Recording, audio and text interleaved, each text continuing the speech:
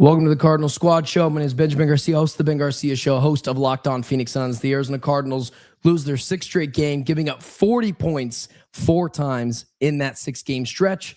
What is the biggest problem with the Arizona Cardinals? We'll discuss. I'm Jamil Douglas, former NFL offensive lineman. Has Jonathan Gannon done enough to keep his job for the following season? Alex Clancy, Locked On Cardinals. Trey McBride's really good. Michael Wilson looks good. Jacoby Brissett is competent. There are some things to look forward to moving into next season. Let's get it. Rise up, Red Sea. It's the Cardinals Squad. Everything Arizona Cardinals every week. Covering all the big hits and game-changing plays from the Valley of the Sun. The way only the Locked On Podcast Network can. Gear up and squad up. The Cardinals Squad Show starts now. What is up, and welcome to the Cardinal Squad Show. However you are listening, wherever you may be listening, thank you so much for making myself, these guys, and this show a part of your day. Reminder, Locked On Cardinal Squad Show is free and available on all platforms, including YouTube's. Click that follow or subscribe button to do it. Thousands of Cardinals fans have already done. Become an everyday and get Locked On the Cardinal Squad Show and Locked On Cardinals here each and every day. Today's episode is brought to you by FanDuel. If you want to be right in the middle of the NFL action this season, visit FanDuel.com and place your NFL live bets all season long. I feel like the Arizona Cardinals look gross and a little sick, but we're going to power through it. We're going to get through this show. Jamil, do you want to break down what the hell we just watched for 60 minutes? Not the whole 60 minutes, but what I will say is obviously another disappointing loss, right? It looked like, the team was not ready to go early on. That's been something that has been my issue throughout the entire year as I've watched the Cardinals more and more. Is like, it seems like, for these road games, they're just not up for it.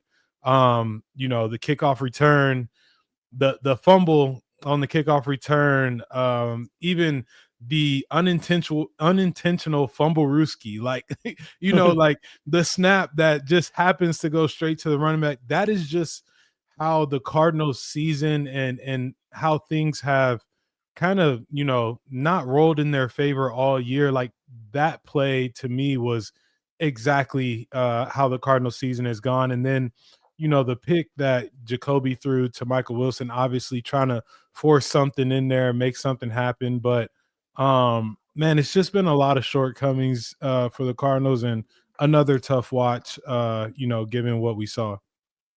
Yeah, not great.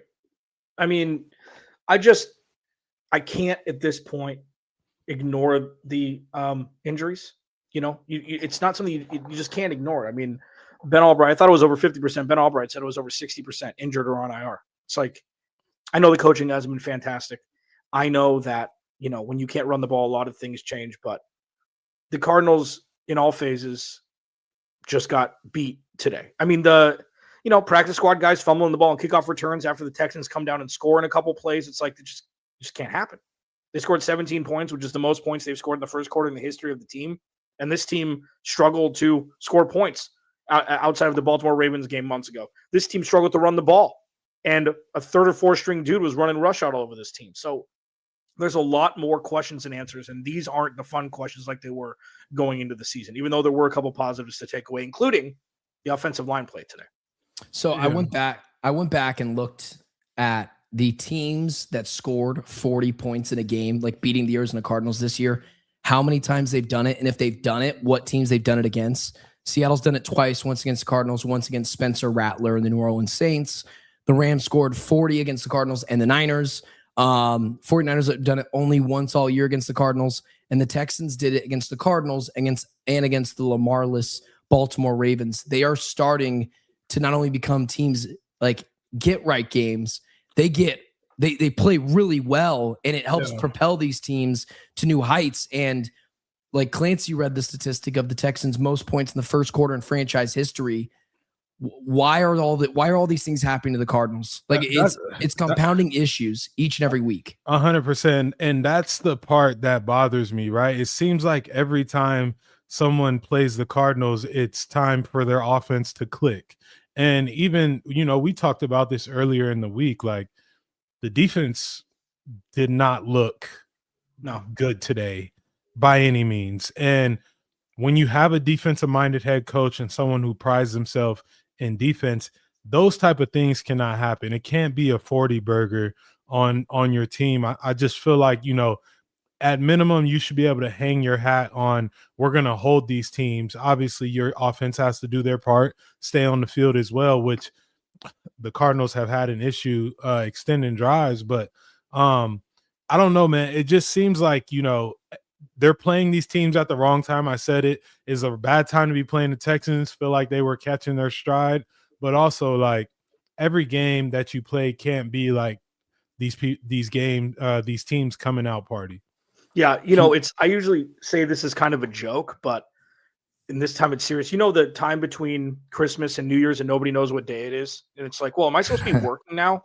Yeah. Like, where are my pants? Like, what's going on? Are we doing holidays? Do I have to talk to my family anymore? But that's kind of what it feels like right now. It's like nobody knows which way is up. You're just covered by avalanche. You got to spit to see which direction is down. Like, I learned that from Bear Grylls, Ben. And you don't know who that is, but that's a real problem for me. Like, that's kind of where we are. It's kind of like this in limbo. It's like, okay, do you just clean house? Because you could 100% validate that. We'll talk about that in the next segment. Do you bring Jonathan Gannon back because he's got practice squad guys going up against some of the best teams in football that they've gone on the stretch? They've got the toughest strength of schedule, all of these things. But when it comes down to it, they're getting boat raced from second one in most of these games. So with that, heavy as the head that wears the crown, even if Jonathan Gannon is coaching an undermanned team, that's what comes with the territory. And as we said last week, team coaches have gotten fired for significantly less than what we've experienced so far this year in the last 3 seasons combined. Jamil, it's a running topic of conversation every week, but you played, obviously, in the NFL. Did you think today was more of a product of this team wasn't ready to play, they're not trying, or they just don't have the talent to keep up with the Texans, either offensively or defensively? I'm not defending anyone. I'm just phrasing the question. I don't know, man. I will say I don't feel like they're ever ready to go on the road for whatever reason. It does not feel like they are I've never seen them be the team that punches first on the road, especially this year. I just haven't seen it. Jordan, the kid that made his debut for the Texans, the running back, 15 carries, 101 yards. You had a healthy, for the most part, defensive line. I know they had a few injuries. Did Cody Simon get hurt today? I thought. And he came back. Hurt his knee. Came back. But like things like that to me just can't happen. It's I don't know. It just feels like they're never ready to go. They're never ready to go. There's never an instance where it's like, all right, either we took their best punch and they took our best punch, and now we're going to play the game. It just feels like Clancy said, within the first second of the game, there's always this deciding factor that you say, oh man, like this isn't gonna be good. It's the oh man for me. 100%. It's just like, when does that change? That to me is I know a lot of people are gonna say, well, that's on the players, they're playing. Yes, true. But also, you have to have your team gradually building up every week, and it's tough right now. You've won 3 games. A lot of guys are, thinking about the offseason. There's nothing to play for, and so it takes a true professional to go out there and compete. Which I don't think that they've lost a competitive edge, but they're just they're shorthanded right now. And that's the truth. More about that. I need you to talk a couple minutes about not the competitive edge, the negating the thing of like they're not playing for this coach. This team doesn't, just because they're losing significantly in most games, this team hasn't given up. Yeah. Okay. You can tell how excited they are. Trey McBride when he scores a touchdown. Walter Nolan when he got in the backfield today. Baron Browning on that last, I think it was a sack or it was a tackle for loss. These guys are jacked up to still be playing for this team. Like, these are things that, talk to me about what it looks like. 3-11. You've been on bad teams before. You've been on really good teams. You've been on bad teams. Yeah. This is let's just hope that nobody gets hurt the rest of the year. What does it look like for the competitive nature of it for the rest of the season, outside of like, well, these guys get paid to do it, which is the it's tough, right? Because you got guys that are all in different positions in their career and respected certain different ways. I'll say like Trey McBride. I mean, he's a guy that like if everyone played like Trey McBride in terms of their respective position, this team will be a playoff team. That guy, week in and week out, like there's no sign of giving up. I even think, Michael Wilson, in terms of how he played today, just going up and making, trying to make a play on the ball in certain situations, like those type of things. Usually you see receivers just, check it out by that time. So they're playing hard. That being said, that's not enough for me to save Jonathan Gannon. Like I've thought about that. Like, okay, he hasn't lost the team from an effort standpoint.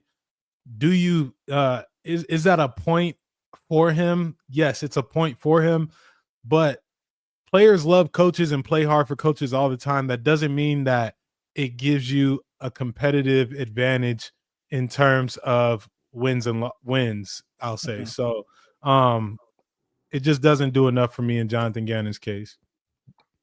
But we'll get to that in the next segment. Yeah. Well, so there is the injury excuse, but like for today and why the Arizona Cardinals lost this game. I'm not interested in the Jonathan Gannon conversation. We can get to that in a second. But the ill preparedness is why I think the Cardinals lost this game. I don't think they lost because they didn't have the talent. Immediately, the Nico Collins touchdown, that was on Garrett Williams, and the safety backing him up was Budda Baker. They've got backup running backs running for 100 yards on this team. The interior, like the only person that looked good on the defensive line today was Calais Campbell, who's 100, and Walter Nolan. Like outside of that, everyone was MIA, and it just feels like out of the jump. It should just not feel like out of the jump they have no chance to win this game against a team in the Houston Texans offense who is in the bottom third of yards per game and points per game. And so I just don't know how you're this far away from this offensively and this and like also today, defensively, the Cardinals were terrible. Offensively, Drew Petzing, the guy that we hate, right? I say that tongue in cheek. The offense I thought was fine today. But you get down 10-0 before your offense even touches the field, like you're playing from behind. Your entire game plan goes out the window. And like without 8 starters, I didn't think they were that bad today. Yeah. I mean, so yeah, all of those things. I just, we talk about all this stuff over and over and over again, just in different words. It's like, okay, the defensive line was not there. Calais Campbell blocked a field goal when the game was already out of reach. They can't run the ball.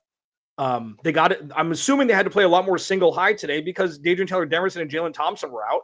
Like, it's not like you can just roll out Darren Hall and Keaton Crawford and have the same production. So you're running single high there, and Nico Collins just beat Garrett Williams. Nico Collins is a top 5 wide receiver in this league, top 7. He beat Will Johnson for the touchdown later in the game. Like I saw in the comments that Will Johnson gave up on that last touchdown. No.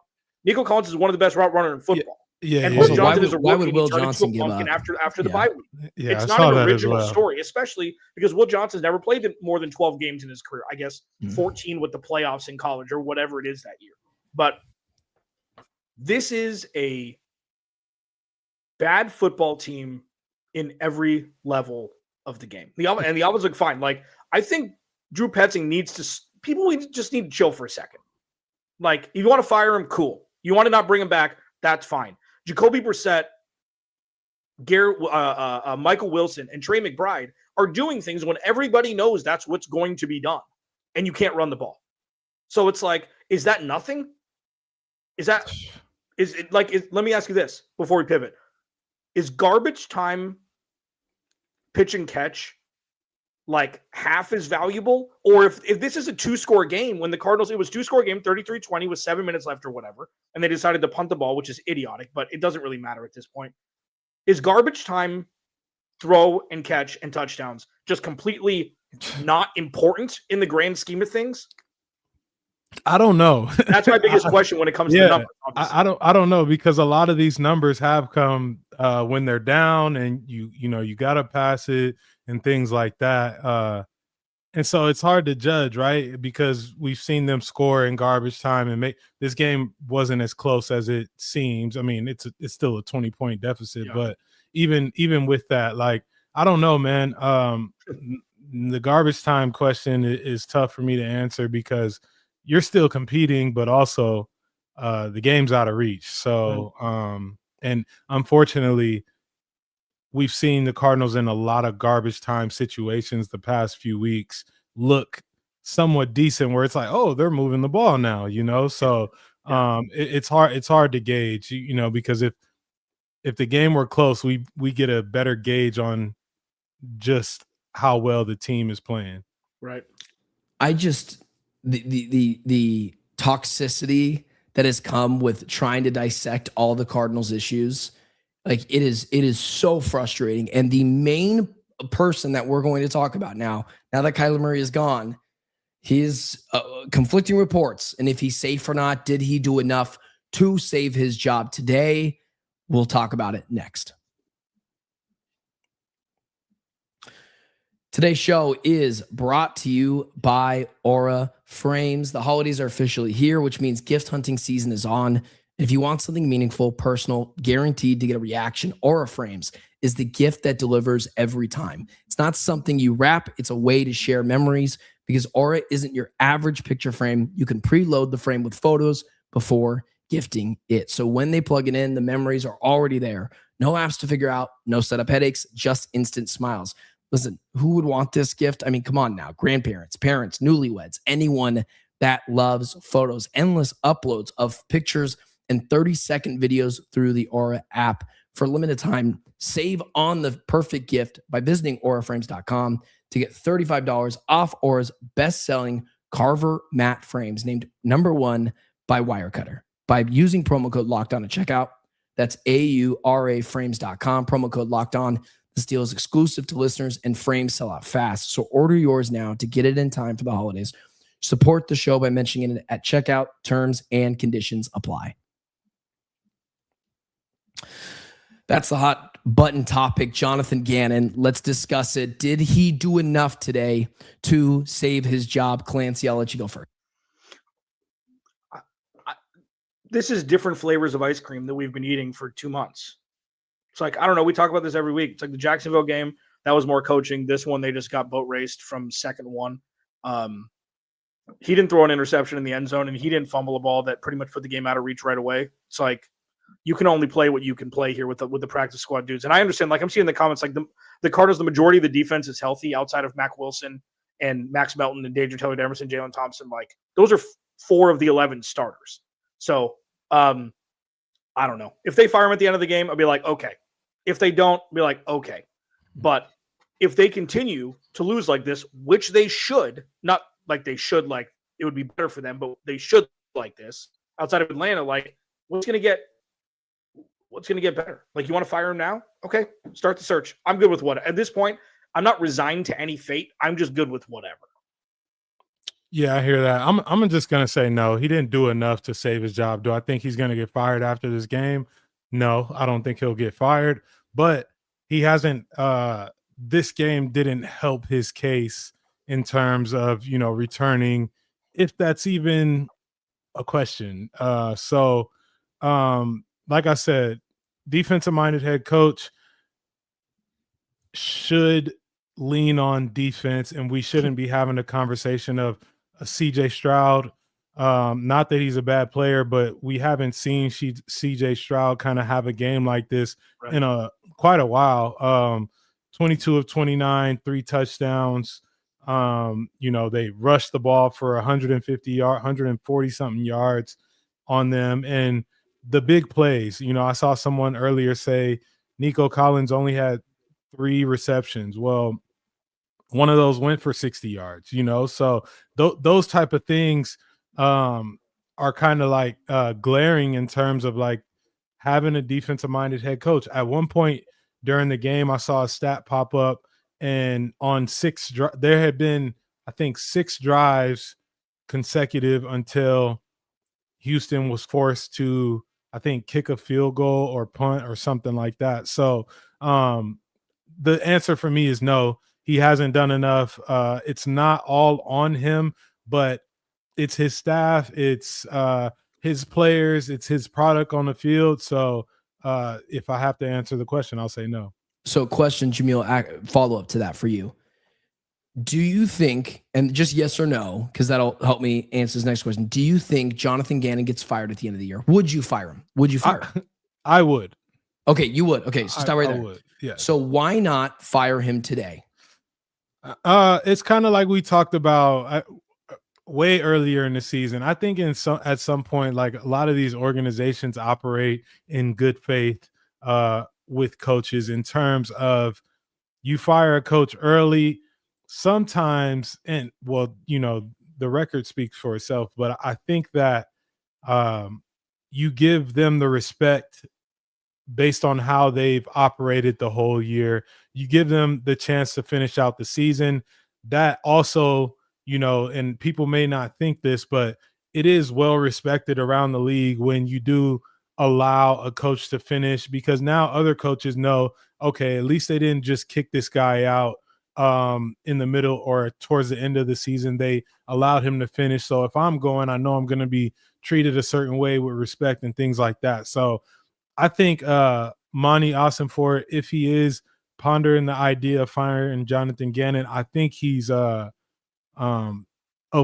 the dumpster fire of, coach is gone. Who do we appoint to be our interim head coach? Like, maybe they don't believe in the staff as a whole. And I know that's crazy to say, but, I don't know. I think they're just avoiding that whole situation in terms of what comes next. And so we'll see if they, come to that conclusion at the end of the season. Right. Because here's the thing. Like, this isn't what people want to hear. And I'm not saying, this is a hot take, guys. I hate when people say that. Don't say that. If you're ever an aspiring person, don't say, "Ooh, hot take, guys," and then say it. Just say it. Just say it. Yeah. Ben, I'm just kidding. I'm just kidding. This is what competency looks like during turmoil. You just chill. Yes, Jonathan Gannon probably deserves to be fired. Yes, the coordinators probably deserve, even Nick Rawls at this point, to not come back. Yes, all of those things are true. You want to have a conversation about Monty Ossenfort? We can open the door to the auditorium and maybe not step in yet. I don't think he has done anything to be fired at this point, me personally. But this is what not dropping a nuke in the middle of State Farm Stadium kind of thing, where it's like, fire him. Oh, then fire everybody. Then, who's going to be interim? And then, this is bad. It's like, it's like, you know what? Wait till the end of the year and fire him then. Yeah. Like, that's the thing. It's like, I think one of the biggest fallacies in sports is, well, something must be done. Okay, what's it going to do? What's it going to do? Well, I don't know. It's something must be done. Okay, well, you can, wave your fist at a cloud and scream at it. And, if you want to come with, an outcome, that's great. Nothing will change if they do it during season or after the season. Not quite literally nothing will change to fracture this organization more than it already is right now. So, hot take. No, I'm just kidding. Do you guys think, I was thinking about this as the game was going on, do you think today is a little bit of a product of letting these things boil over and never addressing them? Like I had mentioned at the beginning of the year when, Amari DiMarcano threw the ball into the back of the end zone and effectively lost them the game or was a turning point to the Cardinals season. I was like, there has to be something, because I thought early in the season, there was a chance that you could make this grand declaration that this isn't okay and cut him. And or about Drew Petzing earlier in the season, we were like, okay, you got to get rid of this guy.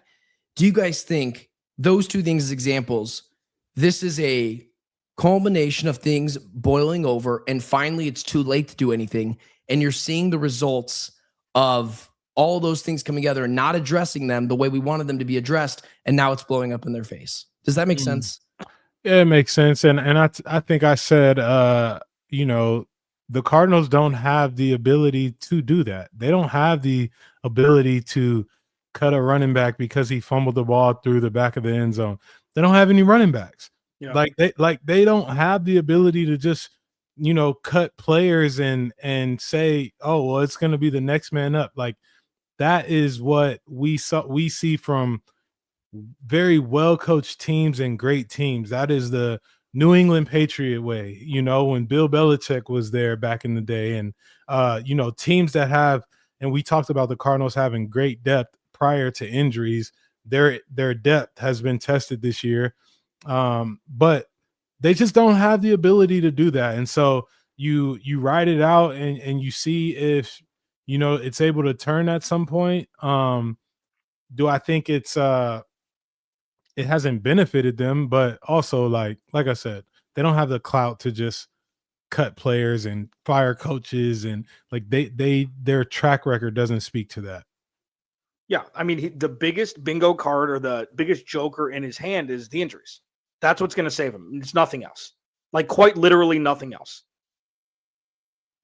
Okay, pull up Cards Kingdom real quick. Pull up the one that he just said, please. Alex, you fire him because he's incompetent, and you make a point that you don't accept incompetency as an organization.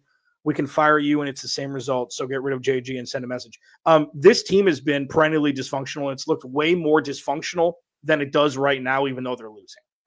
Like what Jonathan Gannon ushered in is a culture that shifted the dysfunction. And yeah, it's not been great. You can pull it. Like when it comes to like, that's why there's so many different shades of color to this. It's like, it's not that simple. It's like this guy pulled him out of the mud and the muck.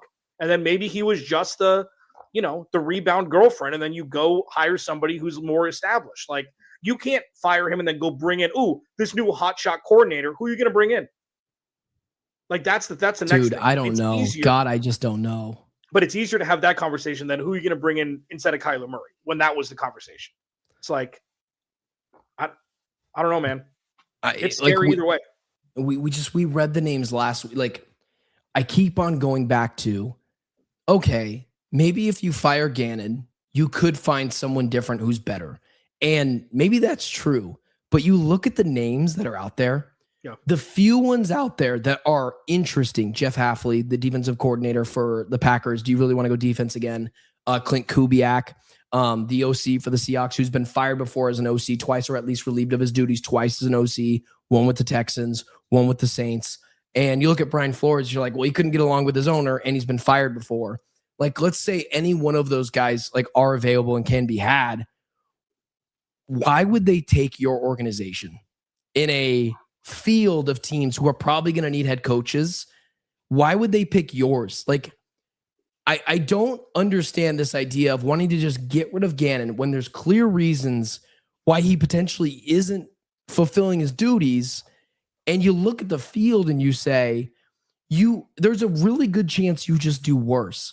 Like I'm lost, man. Like the discourse around Jonathan Gannon is so lazy. It's so I just watched. I couldn't remember who the count was, but someone tweeted out like Cardinals are minus a massive point differential since they named Jacoby Brissett the starting quarterback, and I'm like, do you want to add any more substance to the injuries? What it's looked like? Like, is this just all a Kyler thing? Because I don't think it is, and so it's been very discouraging to have like an actual conversation about this team rather than just fire the coach. When we've been doing this for 20 years now, just firing and cycling through head coaches, and it doesn't change anything. Like, I don't know, man. Like, I do think the accountability's been there. I do think this team and these players have stand by Jonathan Gannon much more than they did with Cliff Kingsbury. I think it's very clear they're not giving up. They just suck right now because they don't have the necessary talent that they need. But on the other flip side, I'm like, your defense can't look that bad, man. 40-point games in the last 6 games. The wheels have fallen off, and I don't know who it is, man. I don't know who it is. Well, it's gonna be you taking a chance on someone. Like yeah, we listed those names off. I don't think that I think you need a younger coach in terms of just the way the league is turning over these days. You're gonna have to.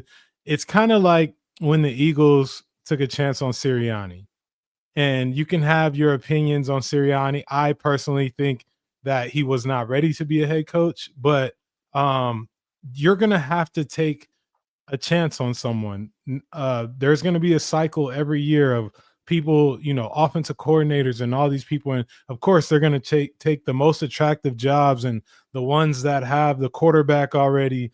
The Cardinals are not going to be in that position. And so whoever the next Cardinals head coach, and maybe that's why they haven't fired Jonathan Gannon, because this coaching cycle there's no one available. And so you kind of avoid the putting yourself through this all over again by hiring what you think is the wrong guy. You have to be attractive in order to, a coach to gravitate towards you. So it's going to be taking a chance on someone if it's this year. Next year, maybe there's, a different situation, but I don't know. We'll see. Nope. You're muted. Golly. Jamil said he would fire him. Clancy, would you fire Jonathan Gannon right now? Temperature check. No. Well, one way or the no, you wouldn't. Clancy. You said last week you wouldn't fire him, dude. Guys, I'm gonna be honest. I could change my mind. I could change my mind. Absolutely not. If you read comments, you're absolutely not allowed to change your mind. Why? That is true. That is true. That is true. I mean, bro, every week it's getting worse and worse. I was like, no, I wouldn't fire them considering where they're at right now. The offense was showing life, but then the team does not look ready. Like they don't look ready. That is the glaring issue. We had that conversation where we're like, dang, we can't figure out what it is. Why does this keep happening? Mm-hmm. I think it boils down to one, situational football, and then two, the team is just never ready to go. Like they show life end of the second quarter, beginning of the third quarter, and then if that's not the window, there is no window like that. And so I don't know. So I don't want to set Clancy up for failure here because I just want I'm just saying is he did say at first he doesn't care, which means he's not really advocating for him. He's like, who cares? Yeah, he's like, cares. Exactly. Jamil, let me just ask you this then. Do you think it is a bad take to say, yeah, I'd keep Gannon around?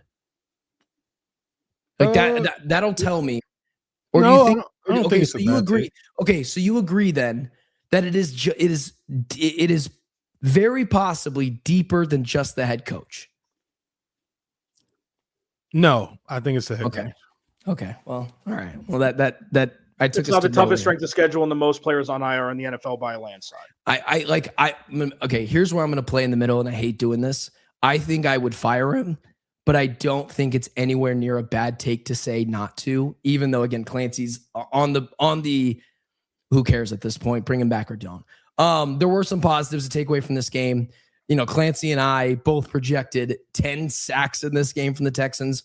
They weren't anywhere near that. I mean, like, if you're going to grind some all-22 film, you're going to grind some John Gaines all-22 film. So let's talk about some positives from this Cardinals game, and let's do it next. Today's episode is brought to you by FanDuel. NFL Sundays move fast, one big play, and suddenly everything feels different. That's what makes live betting with FanDuel so exciting.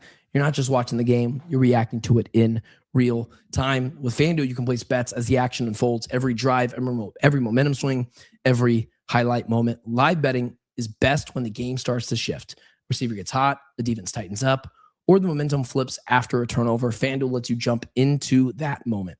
Live spreads and money lines adjust instantly. Player props update as guys heat up. You can bet next touchdown scores, drive results, totals, and more. It keeps you locked into every snap, every drive, every possibility. So if you want to be right in the middle of the action this season, visit FanDuel.com and place your live NFL live bets all season long. FanDuel, the game moves fast, and so can you.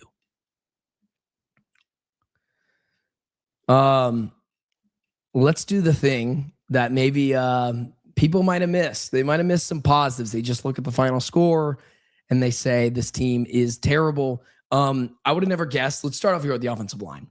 This is where I think Drew Petzing or someone deserves some sort of credit. No Paris Johnson Jr. They were down 17-0. That is a perfect recipe for an offense or for a defense to pin their ears back and get to the quarterback. That didn't happen a lot today. I was thoroughly impressed with this team's offensive line progressing over the last couple of weeks. Clancy, I'll let you take it from there. Yeah. I mean, Trey McBride's always open. Everybody knows he's going to get the ball, and he gets the ball. Set and forget. Best tight end in football for the next 5 years. And he's under contract for the next 5 years. This isn't going to be contract negotiations. This isn't going to be, anything like that. Remember, the Chiefs weren't very good when Travis Kelce started either. And then things change. The best way to make a tight end the best tight end in football is opportunity. He's getting more opportunity over the last 8 weeks than he has in his entire career. Okay, Michael Wilson looks to be a guy that can get things done. He should have had 2 touchdowns today if Jacoby puts it on him. Like the Mark Schlereth said, and Chris Moore said that was a bad route. That was a perfect route. If Jacoby Brissett puts it between his numbers, that's a touchdown. And he had another contested ball that he dropped that he normally catches. And then the offensive line looked great. Like 7 sacks in the last 3 weeks against some of the best fronts in football. Okay. So I've been the hugest Isaiah Adams critiquer. And I'm like, listen, the dude's played great the last couple of weeks. So these are things that you can take away that have longer lasting effects, depth, hopefully, for the offensive line and not guys you're starting every week. And Jacoby Brissett, Trey McBride, and Michael Wilson produced. Jacoby Brissett 27 to 40, 240, and 3 touchdowns and a pick. It's like, what more do you want from the guy? Okay? Like, the fact that the Cardinals can't run the ball is the biggest issue, not only with the offense, but also putting the defense in bad spots too, because of the Cardinals can't sustain all their drives and eat clock. Like, what Jamil says all the time is this is complementary football. It's not just the defense. It's not just the offense. You got to be able to play and trust each other. And it's, yeah. But, I mean, those things have long-lasting effects. Michael Wilson, they should extend him this offseason. I've seen enough. I would for sure. I would extend Michael Wilson. Yeah, I'll say, look, the positives, we can always put Trey McBride in that category because of just the style of play and the way that he plays for this team. I think Michael Wilson, yes, put him on that side as well. The offensive line, like you said, being down 17-0, I immediately went to, my palms got sweaty over here because I know what it feels like to be down 17-0 versus a pass rush like the Texans. And so I got nervous in terms of like, this could be one of those games where it's a 7-8 sack game.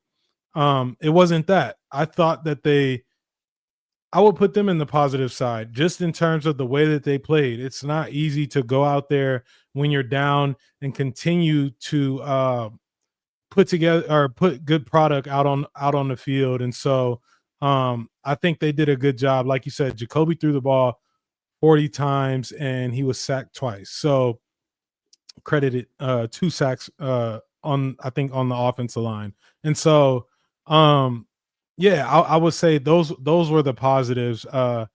Unfortunately, it's been the same every week. Like those things don't really outweigh the glaring issues, which I don't know that we can really identify what the exact issues are. But one thing you can hang your hat on is death, taxes, and Trey McBride is gonna catch the ball. So there's one like legitimate massive bright spot on this team that even oftentimes really bad teams can never say this. The Cardinals have the best tight end in the NFL. Like there is not many teams out there that can say that they have the best anything in the NFL. Even having the best punter in the NFL is like that's a massive weapon. You can pin guys within the 5. Kicker Brandon Aubrey is a real weapon.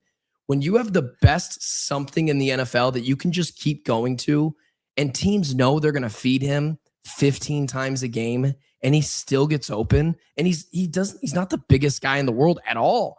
I don't know how he does it. It's definitely, I don't know if it's a product of just Drew Petzing is good at scheming up tight ends, but he's always open. He's got great hands. And to be fair, like he is one of the reasons why I say this team is still fighting really hard, him and Michael Wilson. They're down 17-0. He's catching his first pass of the game. He's screaming to the sidelines. He's throwing the ball around. Like these are your emotional leaders that you can put, he is the next Larry Fitzgerald for this team for the next 6 years, where people in the crowd are just going to scream Trey, Trey, Trey whenever he walks out of the tunnel. That's how good he is. And like that cannot be understated how much of a plus it is to have the best blank at any position. The Cardinals have that with him. Yeah. And I'm seeing in the chat a lot that, anybody could do what Jacoby Brissett has done. Kyler Murray couldn't. So there's one. We're not even talking backups. Damn. Next. I did want to mention that was a good point, Clancy. I like that. That's a really good point. That's a really good point. I like it because if I said it, everyone would have been on my head. But you said it, so I can just let you do it. Wow. Everyone's like, "Oh, you're just a Jacoby fan." Like, no, I just watch football. So, anyways, I will say, special teams leaky, and it's been like this roller coaster. There's times where, I know they won 3 games this year, but there's been times where the Cardinal special teams looks really good, and then there's times where it's just, giving up big kickoff returns, punt returns, fumbling the ball, like things like that, to either put the defense in bad field position or the offense, keep the offense off the field. So that is something that, is kind of, I don't want to say it's glaring, but it is something that I would monitor. I know they've got one of the best special teams coaches, at least one of the more respected special teams coaches in the league, but it's still been something that has been a little too leaky for my liking. That's been something that's been happening over the last couple of weeks. Jeff Rodgers was supposed to be your old head that you can, that in a good way, the old head that you can lean on when you're like, hey, I kind of need some sort of guidance here. I think he gets fired. But anyways, that is the biggest differentiator was special team dudes like fringe Pro Bowlers, career special teams guys, and practice squad guys is special teams. Like Simi Fajoko's been out. Cody Simon, he's been in and out. They've got dudes who play special teams that Max Melton plays special teams. Like there's a lot of guys who've not played, and you're looking at, the San Francisco game where they ran it back almost for a touchdown. Today, they've had a couple fumbles. This isn't the same special teams. Jeff Rodgers has been great. You've got no Blake Gillikin. You got Chad Ryland, who's almost a pumpkin at this point. Things aren't what they were 2 and 3 years ago. So, yeah, Jeff Rodgers hasn't had his best year either, but he also hasn't had a full deck to deal with. Also. No, for sure. The best, the perfect, encapsulation at minimum of the Cardinals special teams is the fact that I saw Trent Sherfield running out there, who's 40 years old and is in his 3rd stint of the Arizona Cardinals. I just think that's funny every time I see him, because it's how is he on the field for this team? And you remember, it's a good point by Clancy that they continue to, they don't have the guys back there, and that's going to happen. Also with the Michael Wilson thing, why is it when this, do we think, let me just say this. Do we think Marv has that kind of game that Michael Wilson just had, where touchdown, still gets 50 plus yards, still gets a couple of receptions? The Michael Wilson talk for wide receiver 1 next year is really heating up, and it's a good or bad thing depending on the way you look at it. I think it's your problem. Go ahead. Yeah, that's what I was going to say. It's a great problem to have. It's just a matter of figuring out how you can keep both of their production up, with them on the field. Now, I think there's certain ways and certain groupings within formations and things like that they need to explore now that they've seen this emergence of Michael Wilson.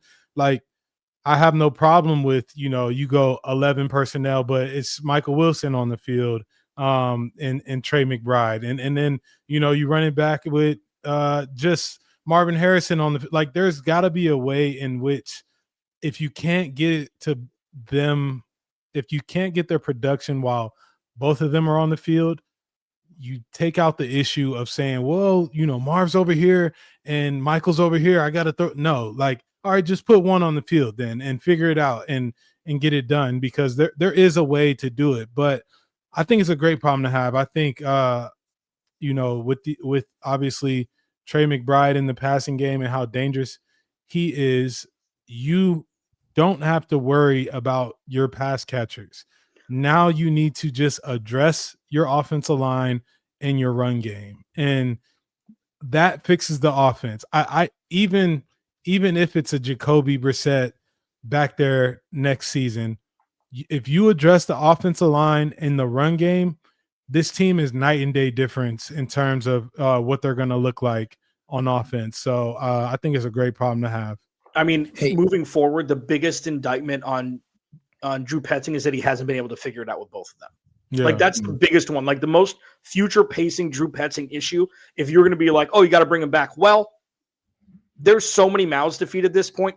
They have to all be fed if this offense is going to work, regardless of the run game. Yeah. You know, like Jacoby, this offense is suited for one X receiver and one X receiver numbers. And we saw it split when Marv and Jacoby Brissett played, or Michael Wilson played together the last time. But do I think Marv would have put up the numbers that Michael Wilson put up today? He probably would have put up more. Marv is a more talented wide receiver. Like his ceiling is higher. And I'm not going to take that. Not going to take that. Michael Wilson could be the Tyler Boyd of this offense. And there's nothing wrong with that. But you need a Jamar Chase to win. And I'm not saying that Marvin Harrison Jr. is Jamar Chase. Okay. I'm not saying Marvin Harrison Jr. is T. Higgins. Okay. But what I'm saying is stop looking at where he was drafted and start looking at what he's done on the field and the highlights that we could see more of if the offense caters more to it. Tyler Boyd, I don't know. I think Tyler Boyd is like as a second option. Imagine if he was a second option, not a third. Where's he playing? I don't think he's anywhere right now. He's 100. But like when he was in Cincinnati and one of those guys got hurt, he had wide receiver 2 numbers, which is really pass catcher 3 numbers, with Trey McBride being the number 1. No, absolutely. I think ability wise and eye tests, yes, Marvin Harrison Jr. tips the scale in terms of Michael Wilson and him, if we're talking those two. I think Michael Wilson attacks the ball and attacks his routes differently, and that gives him more of an edge in terms of who I would prefer. Now, that's not to say that I wouldn't make Marv my ex. He would still be my ex because he is physically a freak in terms of what he can do. But this is just a great problem to have. Like you literally got to spend your off season figuring out how can we keep both of these guys involved to where it should open like the Cardinals should have no problem running the ball, guys. Like they've got enough guys that you can't stack the box and say, okay, beat us with your arm. They can beat you with their arm. They just haven't been in games. And so they've got to figure out a way to not be one-dimensional and get those guys on the field and spread the ball around, because this is the receiving core is top tier in terms of what it looks like in the NFL. Right. Let's get into our final thoughts of the game, some lessons of the game, and where the Arizona Cardinals go from here. Let's do it next.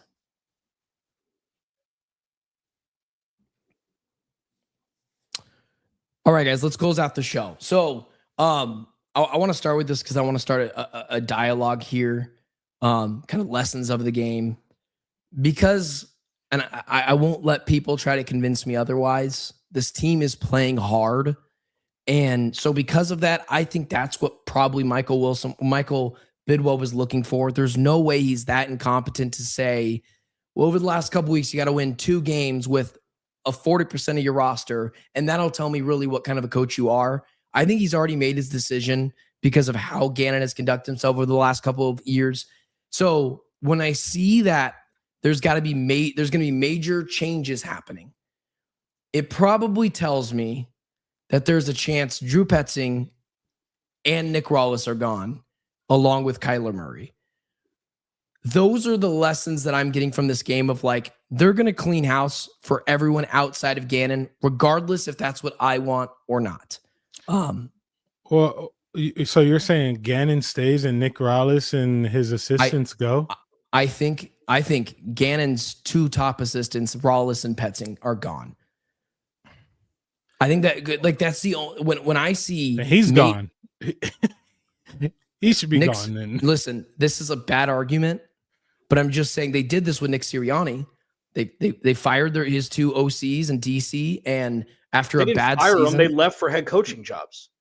They both went on to be. Neither of them were fired. No. Shane Steichen and Jonathan Gannon both got jobs. Then they had different guys in, and both those guys got fired. They had different guys in before Kellen Moore and before Vic Fangio. That's how they won their Super Bowl last year. 100%. Kellen Moore took the job, and okay, it doesn't matter. Maybe. Yeah. This isn't locked in. Maybe you're right. Okay. No, you might be right. So you think Nick Rallis is on the hot seat? I think Nick Rallis is on the hot seat. I think this is how they're going to satisfy the outcry of Gannon needs to be gone. I think they're going to make him find different top assistants and say, get a new OC, get a new DC. Because like, I know we all really like Nick Rallis, but someone has to pay for the 40 points in the last 6 weeks 4 different times. And I think that's how they're going to satisfy it. They're going to say, bad coaching. Gannon was never the one calling plays. He was the leader. That's why they always fought for JG. It was the preparation. These guys need to go. I'm not saying that's what I want to have. I'm telling you that's what I think they're going to do to satisfy. Yeah, I don't know. It's like a bad math. That's a bad math problem for me. I can't figure that out. No, but Jamil, so here's the thing. But this is where you can put in the biggest part of injuries. Head coach comes back because of injuries. Coordinators don't, especially on expiring years of their deal. So that's if it's 50-50 and you err on the side of, well, nobody can coach his team, then you bring him back for his last year and you don't extend him. Like, I don't think it's like a crime to do that. He should 100% be fired and he could 100% come back. I think both are true because of the injuries. It's undeniable at this point. You know, and I feel like if they were going to fire him, he would have been fired already. Yeah. And I don't know what that means about next year, but after that Rams loss, can him. Like, what are you waiting for? One more bad loss is going to do it. It's like, how much more proof do you need if you're going to let him go? Yeah. Nah, I see what you guys mean. I think, I don't know. I feel like you sound defeated. I am finally there. Because I've heard he's Jonathan doing 12 Gannon chess right now. I mean, so to fire the coordinators, you would have to say that we have the right guy leading in terms of our team being ready to play situational football. That's clock management. That's penalties. That's everything. Like, those type of things fall on head coaches, regardless. It just does. And so, you would have to bypass everything and say, your hands are clean. We're going to let you, put together another staff. And it's not just going to be new coordinators. Certain coordinators want their offensive line coach because he coaches it a certain way that they want it done. And linebackers, like, there's going to be a whole different staff coming in. You might as well just fire the guy. But so look at it like this. Look at it like this then. They got a top 5 pick. They're not going to draft a quarterback this draft. I'm sorry, they're not going to. Okay? So you've got your lame duck head coach. You've got a young roster, and you're going to draft an offensive lineman, hopefully. You have Jacoby Brissett. Maybe you bring in another vet to back him up. And then you bring in a new OC, see what the offense looks like, and then you draft your quarterback. And if Jonathan Gannon coaches well enough next year on the last year of his deal, you extend him with the new quarterback, or you let him go and you bring in a new head coach with the new quarterback that they're most likely going to draft. Unless they trade for Joe Burrow, which would be awesome. We're not going to talk about that right now. We will at some point, but we're not going to talk about it. Be an adjacent move. I just so I can quantify my point here. In 2022, the Eagles went to the Super Bowl. They lost that Super Bowl. They lost both OC and DC. They promoted Brian Johnson and they promoted Sean Desai. Both those guys got canned because the Eagles had a down year. And they got Vic Fangio and Kellen Moore. It worked out. I'm not saying this is the right thing to do. I'm telling you what I think the Cardinals would do. And to help add to my point that I didn't even think about this, the Clancy side of it is be like, hey, injuries, we're not going to blame the head coach. We're going to blame everyone else because I think it adds to, I've been trying to figure out why the players continuously go to bat for JG. I've been trying to figure out why JG hasn't once said, yeah, players got to be better, like coaches normally do when they're on the hot seat. Because he doesn't want to lose his locker room. And he hasn't. And so that's where I go to that. Yeah, the biggest difference is you had a Super Bowl between, if we're talking Eagles and Cardinals, you had potentials of a Super Bowl roster because you had been there. And so it's like, all right, we're obviously doing something right from a leadership standpoint. Yeah. There's just these glaring issues that we need to address. with the Cardinals, it's you can't say this guy knows how to get us there because you haven't been there. And so I think that would be my thing in terms of like, okay, yeah, you could fire the coordinators and say, hey, we believe in you as a leader, and we want to, give you this shot to kind of right the wrongs. But like, I mean, prior to this year, Nick Rallis was very high up on the totem pole for everybody. That's right. And, Drew Petzing was the one in question. So it would be I think a dramatic shift to, let that young guy walk when he's been, very well respected. But I don't know. Hey, you guys are the experts. I'm just here to. You are literally the only expert on this panel. No. You guys are professionals as well. No, yeah, I was gonna say we're just professionals in watching this team be terrible. Anyways, you guys got lessons, or you guys want to add to that point? I have no lessons to the game. I mean, this is kind of like what we talked about earlier in the week. I think we all kind of expected this to happen, and I had said that the two games that the Cardinals will get to see if the Cardinals are really there for their guy is the Falcons and Bengals games. Those are the two games in which I think they can win. Now, if they come out and they're not ready for those games, I think, guys, we cannot continue to say he's good, he's going to be here. Like, if you can't beat the Falcons or the Bengals, you gotta something's got to change. And because you got to make a stand for yourself in terms of where you want the organization to go. Wait till Black Monday, like other teams do. It's like, why? It's like, what are you going to do in a week? Yeah, 16? I'm not saying it has to happen at that point in time, but there has to be a change made. Yeah, I agree. These are my thoughts. I don't know, man. Because my thing is also, if you're going to fire JG, you're losing the coordinators anyways. So if you believe you have the head coach at the helm, like the right leader, then you just go get, you go get different OCs and DCs. But yeah, I don't know, man. It's the season from hell and it continues. Anyway, Clancy, you got anything? Listen, the offensive line played really well today against the best defensive front in football. That's 3 weeks in a row.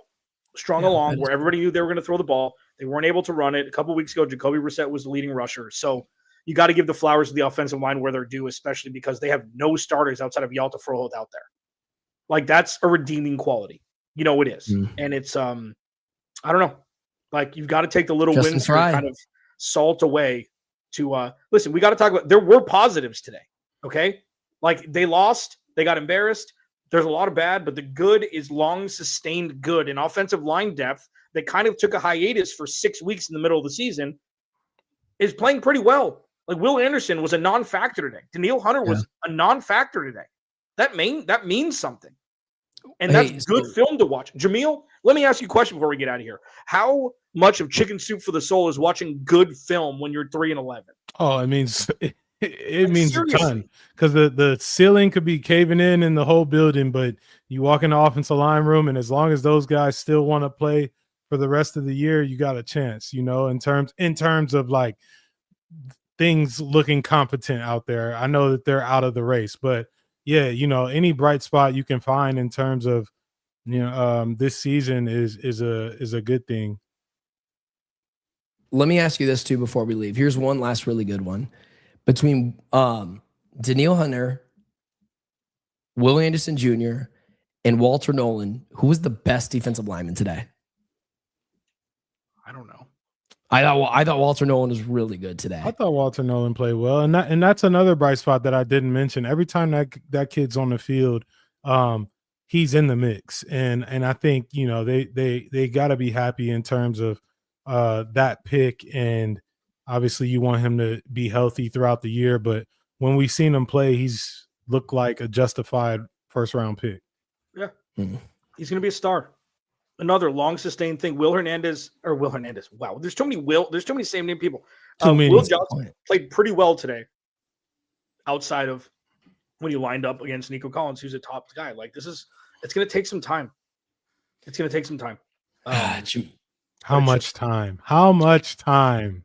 Well, I'm not saying for the coaches. I'm saying for the players. Just, Walter Nolan's a rookie. Will Johnson's a rookie. Like, they've got pieces here. They've got, like, put it this way, and then we'll get out of here. Like,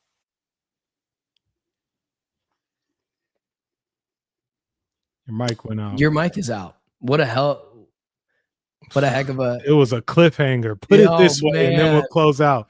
Okay. Put it this way. There it How are is. we doing now? Put it this way.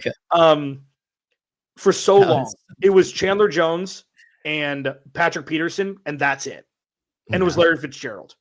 Like, when I started hosting this podcast 2017, like, that's all you talked about. It's like, it was so extremely top heavy. Didn't matter what the rest was. Patrick Peterson, they didn't have two cornerbacks worth a lick when Patrick Peterson was here from 2016 on. Like, that's 10. That thing keeps going out. Yeah, that thing is going out. Your mic is out. Your mic is out. It's out. Your mic is out. Your mic is out. It's all right, though. It's okay. It's, you know what? Listen, you made a good point. I think it was tune in to Locked On Cardinals later this week on Monday, tomorrow, for him to finish that point. It's a hell of a cliffhanger. With that being said, I keep this when I'm stressed out, by the way. I saw someone talk about my fidget spinner. The Cardinals have already stressed you out enough. Jamil, I know you're seeing Phillip Rivers play today, and you thought to yourself, maybe that could be me with the Arizona Cardinals next week. Did not. Doesn't seem like they need you with that being right now. With that being said, we'll see you guys on Wednesday later this week. For Clancy, myself, Jamil Douglas as well. We'll talk to you guys then.